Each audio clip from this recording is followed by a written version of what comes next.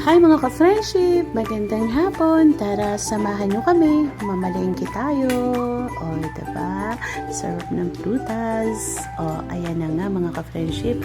Maggulay-gulay muna tayo kahit medyo pricey din ang gulay ngayon. Yun o. Magigisa tayo ng kalabasa.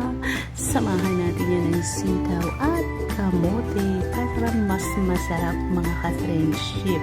O, diba?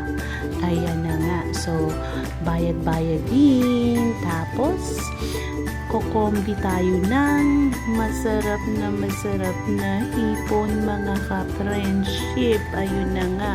So, sa mga halagang 200 lang po ang binili nating hipon mga ka-friendship. Kasi medyo mabigat din ang price. O, diba? Pero, masarap yan. Yan lang. Thank you so much for watching. Bad Singer. Bye!